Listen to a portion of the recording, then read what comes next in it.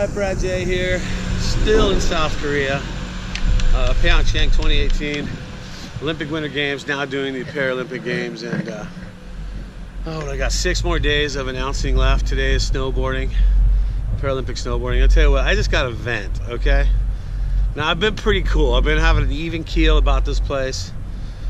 First day I got to this new location from where I'm at for Paralympic Games, I get harassed by a Russian course worker who frickin' just goes off on me. Finally, only to realize that I'm the announcer and I'm just trying to look at the course, so pretty much shut his ass down. And I'm starting to become bitter Brad right now. And I'm trying so hard not to, but let me break down the latest one for you. Okay, so day number 1, I get harassed by a Russian dude. Okay, I lived through that, got through it. Day number 2, we have during the Paralympics, we have a visually impaired race. And then a visually impaired race is when a skier comes down in Alpine and they're partially blind or they're fully blind, and they have a guide that goes in front of them. Now they're on headset to each other so they can talk, and you can tell the person where the next turn's coming up. It's really cool and it's super rad to see them do this, right?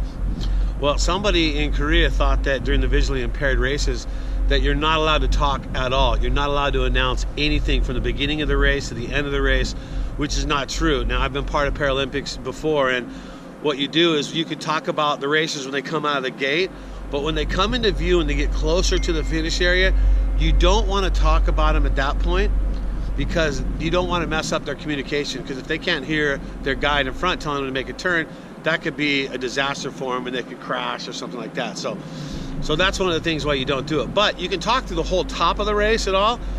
Like a full minute of the race you can talk to. So this lady who is working here in, I don't know what her capacity is.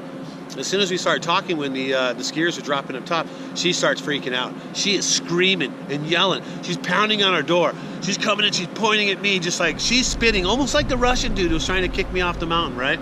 So she's going absolutely ape shit over this whole thing, saying, "You're not allowed to announce, you can't announce, ah!" Like, it's seriously out of control. She left, we started announcing again, she comes running back, she does it again. This time she's pounding on the door, and I'm just like, "Get the F out of my booth, get out of my booth." I'm yelling at her to get out of the booth. So she finally gets out, she's pounding on the wall, she's screaming, just carrying on like a freak. Well, my producer, he's been in skiing for so many years, so he knows that that's not how it goes. We've done these Olympics before, we've done Paralympics before, so what he does is, you know, "Brad, we'll talk to the race director and we'll get the exact scoop on what you're supposed to do."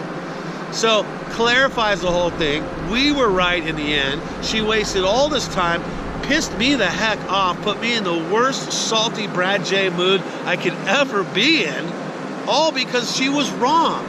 So they go and have a meeting with the race director, my producer, and this just freakazoid of a lady.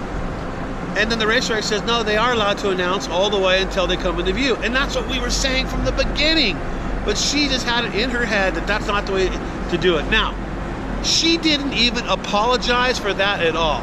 And my dad always said, if you screw up, own up. So if you make a mistake, don't be one of those people who like doesn't want to admit your mistake. Freaking admit your mistake, move on, apologize for it. And that's what you have to do. You have to do it that way. And so she doesn't do that. We were right in the end. So yesterday we did the races and it was fine. We were able to announce, we were able to do our whole thing, and the whole thing went off perfect. But it was like, did it need to get to that? Did she have to react like that? She didn't have to react like that, and that's the whole deal. Morning, how you doing? I'm fine. Oh, thank you, man. Good day. Good day today.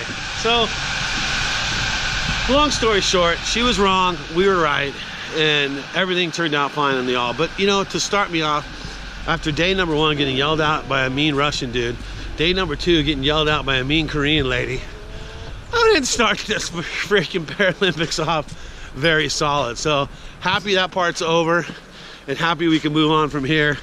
Something like 6 more days to go, and I'll be going back home. So that's it. Subscribe to Tame Your Talent. Tell your friends, behind the scenes announcers. This is what we do as professional announcers traveling the world. And subscribe. Tame Your Talent on YouTube. Like, share the videos if you like them. Thanks for being part of it. I'm out. I'm Brad J. Moment of Zen.